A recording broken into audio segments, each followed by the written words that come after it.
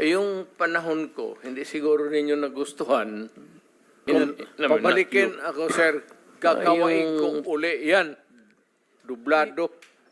Your Honor, Silence, please. Or anything else, Senator, I'd like to thank the committee for inviting me. Para once and for all, malaman natin ang totoo. So, I would like to request sa inyo na huwag ninyo akong ituring president or kaibigan. Treat me as a witness and tignan natin kung lalabas yung totoo. So, with your permission, at maraming salamat po sa inyong lahat for inviting me. I'd like to start my mandate as President of the Republic was to protect the country and the Filipino people. Do not question my policies because I offer no apologies, no excuses. I did what I had to do.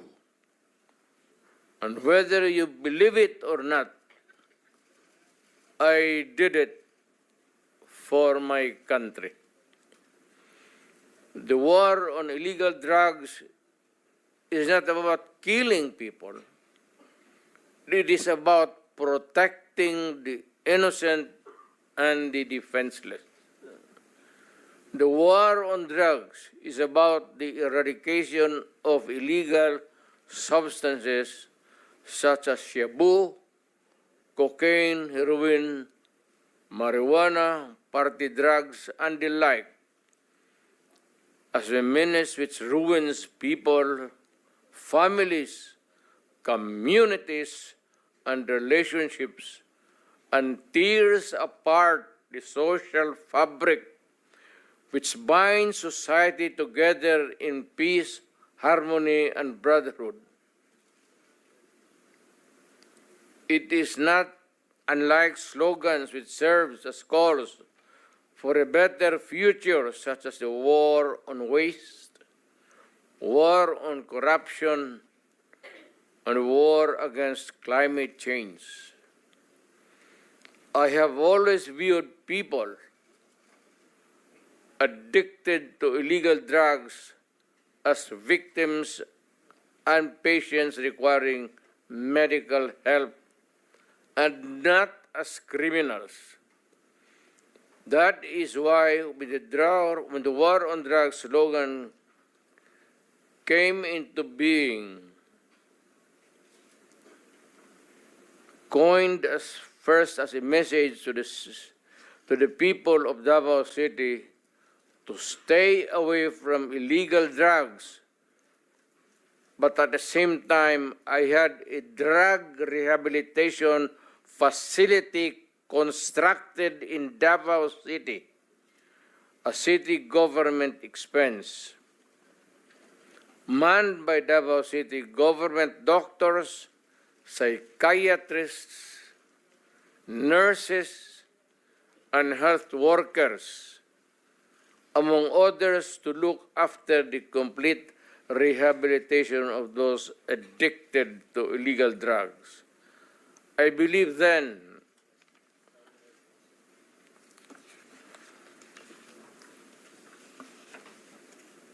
and I still believe now that rehabilitation and not fear of death or incarceration to be the key to the return of the addicted individuals back to the mainstream of a just and forgiving society. But no mistake about it. I hate drugs. I loathe the purveyors, the merchants, and the pushers of this demonizing element. I have not failed to emphasize this from the very day of the campaign when I ran for the presidency in 2016. This was my covenant with the Filipinos who believed in me. And to this day, must still agree with what in government have achieved. It is unfortunate that drug-related crimes are on the rise again. Every day you can read about children being raped, people getting killed and robbed. And just recently, a drug den was raided within the Malacañang complex. This clearly manifests that the purveyors of this menace are back in business.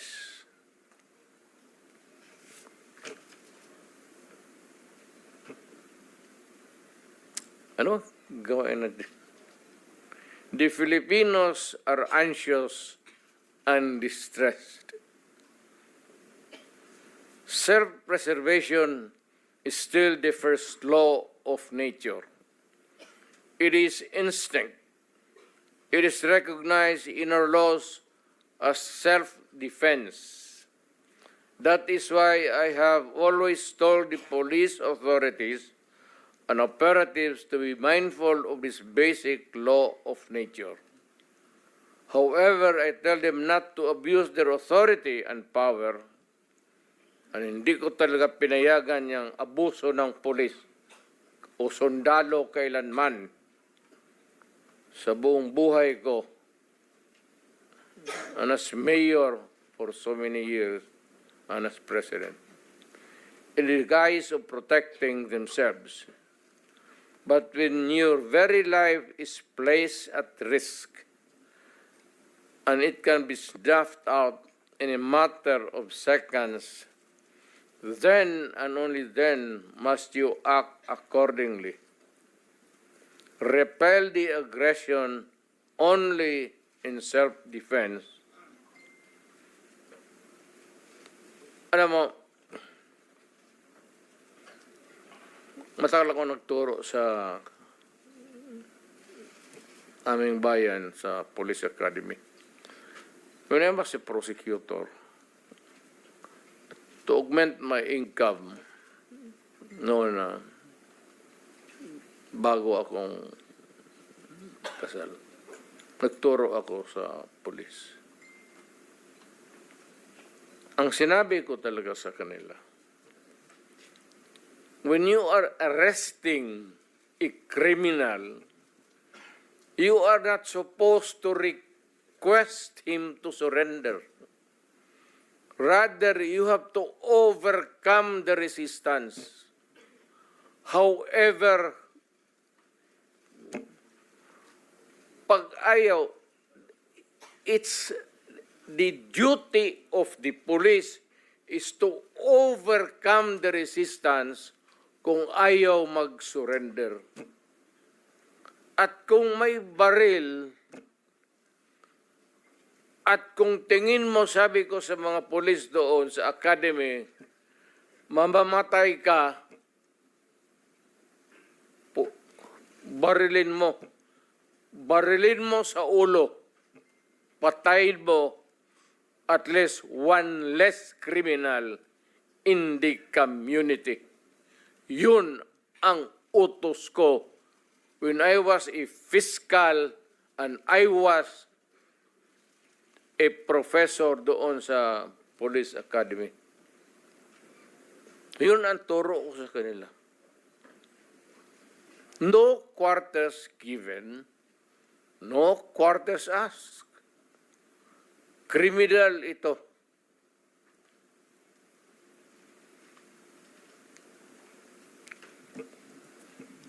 Repel the aggression only in self-defense. Do not make orphans of your children and widows of your wives. I don't want that in my conscience as mayor and president. Hindi ko mabigat yan sa konsensya ko. I have warned, but before that, my job as president was never easy, and it was not meant to be. I have tried to do the best I can to address the problem of illegal drugs firmly and without compromise. For all of its successes and shortcomings, I alone take full legal responsibility sa lahat na nagawa ng mga pulis pursuant to my order. Ako ang managot at ako ang makulong. Huwag yung pulis na sumunod sa order ko. Kawawa naman, nagtatrabaho lang.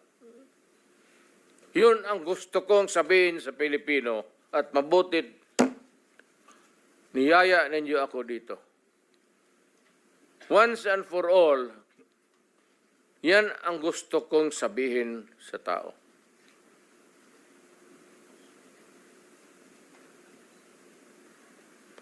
I have warned all of you as your president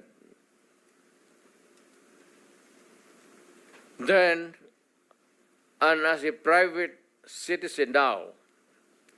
Drugs will destroy the Filipino. It will destroy my country. And I will never allow it.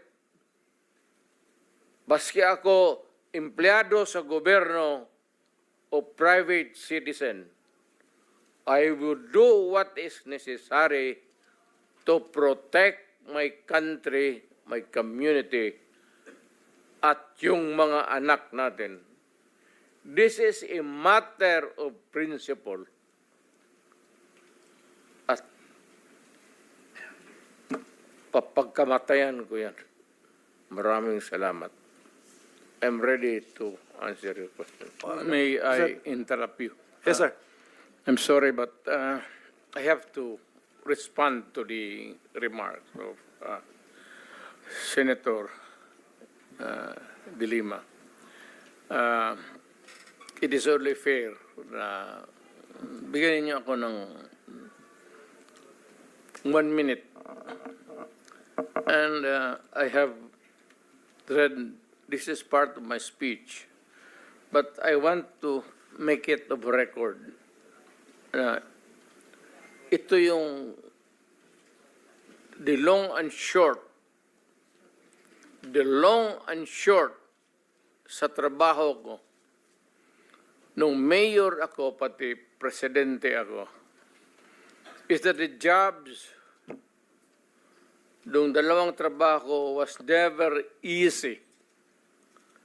And it was not meant to be. I have tried to do the best I can to address the problem of illegal drugs and without compromise. Kasali na lahat yung naririnig niyo. Whatever it is, hindi ako nag-compromise. Sinabi ko, ito. Pagka pumasok kayo dyan, walang compromise, walang ariglo, walang usapan. Do not do it in my city. Nung presidente ako, sabi ko, bitawan ninyo. Kasi pag hindi, magkakaroon talaga tayo ng problema. Ito na nga itong ngayon. As I've tried to do the best I can to address the problem of illegal drugs firmly and without compromise. Yan ang gusto ko lang iiwan dito bago ako aalis. O bago ako alis sa mundong ito. For all of its successes and shortcomings, it was not a perfect one. Maraming mali. Baka may maraming krimen. Alam mo, gusto ko lang iiwan ito sa Pilipino. I would never have any other chance maybe in the future. That for all of the successes and mali o ano, I and I alone take full legal, moral responsibility. Yan ang iniiwan ko sa inyo. I am ready for your questions. Former President. Mr. President, kanina pa ho kayo tingin sa amin. Hindi kayo, lagi kayo tumitingin sa kanan. Hindi ho kayo tumitingin sa kaliwa. Nagpapansinan na ba ho kayo ni Senator De Lima? Walang kada dyan, dito lang. Anyway, Mr. Chair. to be serious, Yes, on a serious Mr. note, Chair, sir. I think, beg Senator Jinggoy, the Senator SP Pro Rizal, Tempore to lead us in setting the tone that this is not a laughing matter. I'm Yes, not, Salamat, I, Mr. I, Chair. I was not joking. I was just, para ma-lighten lang yung mood, Mr. Chair. Anyway, on a serious note, Yes, okay. Mr. Continue. President, how do you assess the campaign against illegal drugs during your time, Mr. President? Do you consider it as a success, Mr. President? Mr. Senator, it is a continuing problem for the country and for the entire world. The drug problem is a very serious and pernicious, virulent ailment that the country is facing. Panahon ko and the presidents, the entire country, I am addressing the entire country. Baka hindi niyo nagustuhan. But yun ang style ko. Sinabi ko nga, I tried to do the best that I could. Eh kung nagkulang ako, pasensya. Pero ang solusyon during my time was a call of duty of the president. Ako yun. Kasi ako yung presidente sa panahon ko. At hindi ako nagkulang, Mr. Senator. Nag-warning ako lahat narinig ng Pilipinas. Huminto kayo sa droga, bitawan ninyo, drop it. Kasi magkakaproblema talaga tayo. Pag nakita tayo sa isang kanto at naghawak mo ang droga, problema na talaga yan. So, yun na, nagkakaroon tayo ng problema. Andyan si Senator De La Rosa. Wala akong sinabi na ganon kasi abogado ako. Ang sinabi ko, yung sinabi ko nung nagtuturo ako sa Police Academy, that in your fulfillment of duty, yung elements of self-defense would apply to you pag you are trying to arrest a person. Alam mo, ang trabaho ng pulis kasi, pag sinabi mong aarestuhin kita, hindi hinto dyan.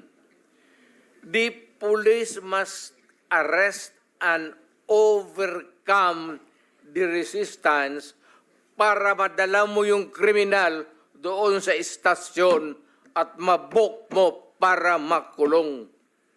Yan ang problema at naawa ako sa mga pulis. Hindi mo masabi, bitawan mo yung baril at pag hindi sumunod, sabihin lang ng pulis, o sige, bukas makita tayo dito, huwag ka nang magdala ng baril. Hindi yun ang tinuro ko sa kanila. Nagtuturo ako sa Police Academy. Yan, lahat yan sila dumaan sa akin. Yan, because yan ang turo ng sa College of Law. That's the law. Kung ano yung sinabi ko sa police, batas yan. Walang compromise dyan when you are arresting a person. If he resists, pag ayaw magpa-aresto, you have to overcome him. His resistance. Ngayon, pag lumaban, nagkaletse-letse, may baril, may magpatayan talaga. Kaya yan ang problema ng police, kaya naawa ako. Kaya ako rin nandito, guns, siguro, paano na rin ng God sent yung invitation ninyo. Naawa ako dito sa mga police na tinatawag ninyo at inaano ninyo, yung trabaho ng police kasi involves personal contact. Walang trabaho sa police, sabihin niya, alika dito, bitawan mo yan, mag-surrender ka, sumama ka sa akin. It is always a confrontation, and if the other guy is armed, there will always be kamatayan or injuries. Mr. President, if I may... Yes, sir. Kasi napapanood ko kayo sa TV, nung hindi pa ho ako senador, during your term, na meron ho kayo sinasabi, uubusin ko kayo, papatayin ko kayo. Ano po ibig sabihin? Sino po yung uubusin ninyo? Sino yung papatayin ninyo? Ito ba yung mga user, mga pusher ng illegal drugs? Yes, sir. Lahat. Hold-upper, kidnappers. Hindi lang sa drugs? Hindi lang droga, sir. Lahat po. When I was mayor, kalaban ko lahat ang criminals. Huwag naman yung mga staff, wala akong pakialam dyan, yung mga tseke-tseke. Yung mga kidnappers, sa Mindanao po, marami yan. At yung mga lawless elements doon, when they go on a rampage, they take over the entire municipality. I-hostage nila yung municipality, yung bangko lahat doon, hino-hold up, at yung police hindi makagalaw kasi nakapalibot sila and there are civilians. And they cannot start a war because the civilians eventually will be killed in the process. Pati sila. Nung sinabi niyo pong uubusin ko kayo lahat, papatayin ko kayo lahat, ito ba ho yung naging resulta kaya marami hong naging patayan, Ginoong Pangulo? Literally, yes. So, pero wala ho kayong inuutos sa mga dating chief of police ninyo, Sir, chief of PNP na pumatay? Warning lang na istorya mo lang yan, sir. Chismis lang ho? Alam mo, pagka mayor ka o presidente ka, pag sinabi mo, hoy, huminto kayo dyan, masama yan, illegal yan, walang mangyari sa syudad mo. Pag sinabi mo, huminto kayo, papatayin ko kayo. Pag hindi sila huminto, of course, the police would come in.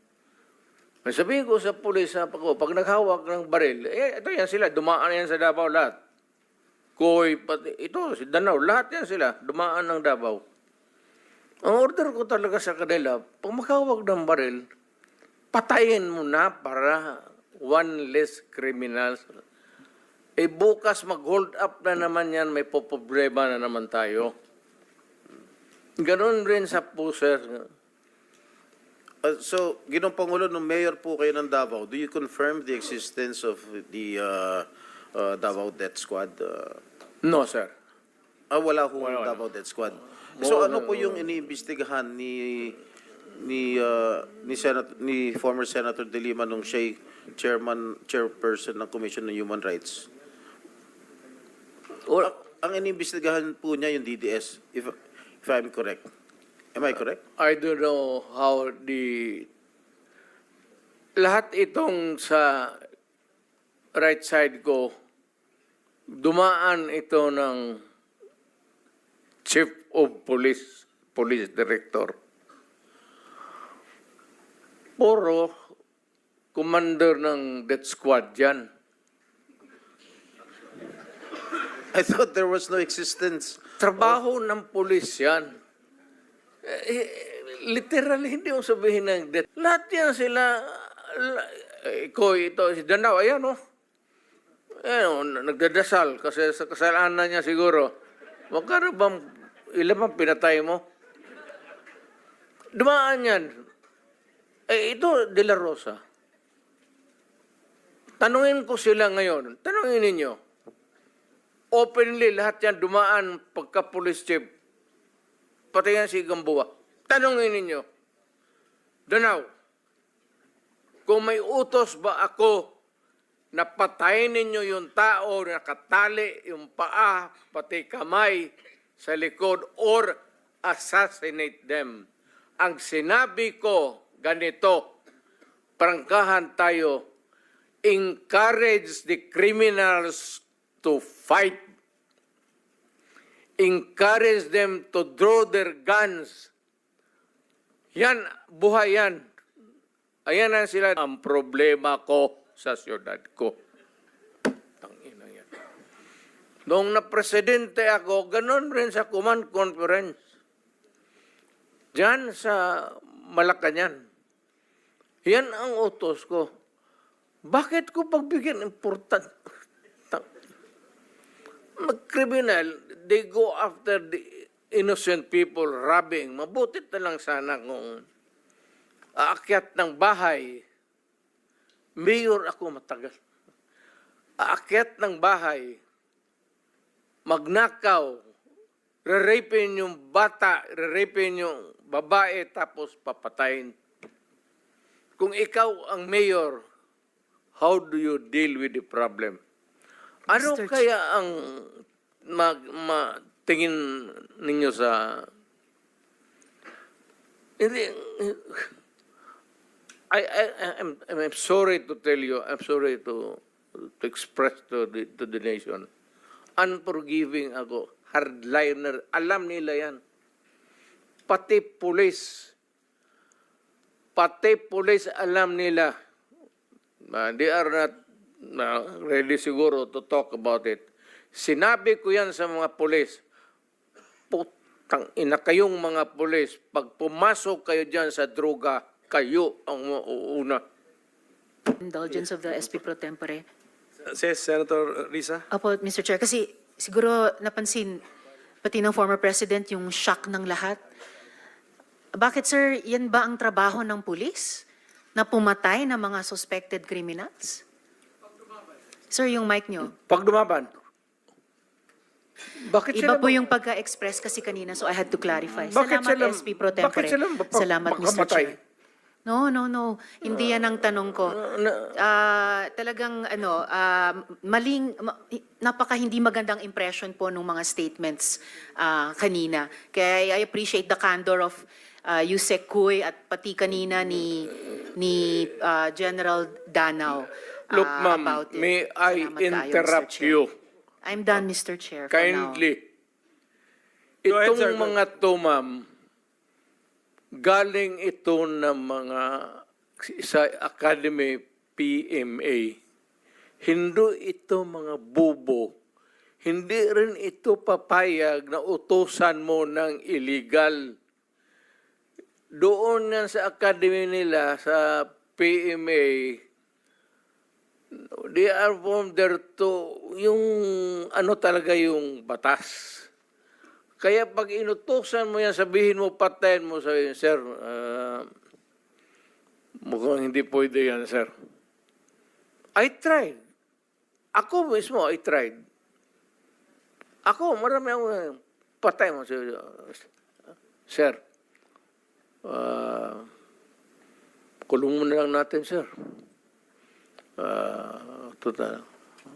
Sabi ko siya, siguraduhin mo lang na hindi ma-release. Kasi gagawa ng kalukuhan yan uli. And they will mag-hold up na naman yan. Yan ang lalo na yung mga kaso na magnakaw, tapos mag-rape, tapos magpatay, o Mr. Chair, Can we let the President complete his sentence? What were you trying to say, sir? That Yes, pagka mag-rape, magpatay, magnakaw, magpatay, and then what do we do with them? ganun na lang ang sadness ko sa trabaho ko. Thank you. Kaya hindi ko lang sinabi ko yan kasi hindi ko lang sila mautusan ng gano'n na gaya na sinabi ko, nag-rape ng bata, yan pinatay, patayin mo. Hindi ko mautusan itong mga to. Sabi ko, karamihan sila PMA, hindi maniwala yan ang ganon. Sabi man, sir, mahirap yan. Kulungin na lang natin, sir. Walang dumaan yan sila sa... There was never a time na sinabi ko, patayin ninyo yan. Minsan yung harap-harapan sa crime scene, nakita ko yung bata, 3 years old, rape, patay, tapos nandoon yung tiyuhin. O sinabi ko, putang, patayin mo. Out of outrage. In the moment of outrage yung, putang, patayin mo. Sir, kulungin na lang natin yan, sir. Ano nangyari doon, Mr. President? Yung insidente na yun, napatay nga yung tito? Pinatay? Hindi. Hindi. Mr. Chair, Yes, Senator Risa. alam na alam ko po na matatalino mga taga-Philippine Military Academy. Hindi po yan ang issue. Ang kinaklarify ko po ay kanina sinabi nyo na in-encourage nyo ang PNP na i-encourage yung suspect na lumaban. Yes. Para mapatay, para Yes. masabing nanlaban. Correct. Correct. Para Ito sa very ma-minimize. incorrect. Correct, yes. Very incorrect po, if I may Yes, say, as a it's not, civilian, sa professional police. It Salamat depends tayo, on, Mr. Chair. ano na natin yan, ma'am. That's your view, that. Mine. It's not my view only, Mr. Chair. Thank you for putting it on record. Pagka-mayor, pagka-prosecutor. Ako, alam ko, dumaan ako, prosecutor, mayor, presidente, alam ko ang trabaho ko. Yes, Yan salamat ang totoo tayo, Mr. dyan. Chair. Hindi ka nagdala ng syudad eh. You never Totoo had po, a Mr. chance Chair. to solve the problem of a community. Thank you, Mr. President. Thank you for Senator putting it on Hindi record, tayo Mr. Chair. magkaintindihan dyan. Senator Estrada has the floor. Thank you, Mr. Chair. At Alam kung niyo, pabalikin ako